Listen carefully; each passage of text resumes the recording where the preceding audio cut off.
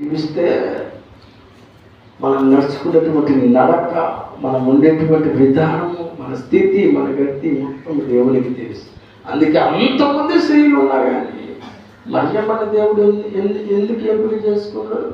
మరియమ్మ మీద దేవుడు ప్రణాళిక అయి ఉన్నది, అది దేవుని చిత్తమై ఉన్నది, అది దేవుని ఏర్పాటు అయి ఉన్నది. ఇప్పుడు మన మీద దేవుని చిత్తం ఏమై ఉన్నది, మన మీద దేవుడు ఏర్పాటు ఏమై ఉన్నది, అదొకటి గమనించాలని నేను మీకు తెలియజేస్తూ. అంతమంది జనాలలో, అంతమంది భక్తులలో ఆ రోజు దానియేలు ఎందుకు చూశాడు దేవుడు? అది ఆయన తలంపై ఉన్నది. అవును, భూమి మీద దానియేలు అనేటువంటి ఒక భక్తిపరుడు ఉన్నాడు. ఆయనకు ఇప్పుడు దర్శనం వచ్చింది, ఆ దర్శనాన్ని నువ్వు చెప్పుకో అని దేవదూతను పంపిస్తూ ఉన్నా.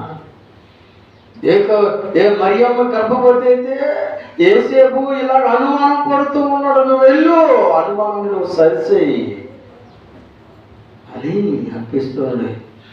భూమి మీద భక్తి పరుడైనటువంటి ఒక ఆయన ఉన్నాడు, ఆయన గురించి నీకు తెలిసిన సాతానుతో మాట్లాడుతూ ఉన్నాడు. అవును, నాకు తెలుసు, సాతాను కూడా కల్పనిస్తూ ఉంది. భక్తి పరుడే కూడా, భక్తిహీనుడే కూడా ఎవరిని ఎలాగా పడేయాలని కనిపెట్టుకొని ఉన్నాడు. సాతానుడు సమయం ఇవ్వకుండా ఆయన ఎందుకు భయంతో, భక్తితో అది చెప్పినటువంటి మాటల ప్రకారం జీవిస్తే ఆయన కృప మన మీద ఉంటుందని నేను మీకు తెలియజేస్తున్నాను. దేవుడి వాక్యాన్ని దీవించిన కాక. అమ్మ, మీ అందరికీ తెలియజేస్తూ ఉన్నా.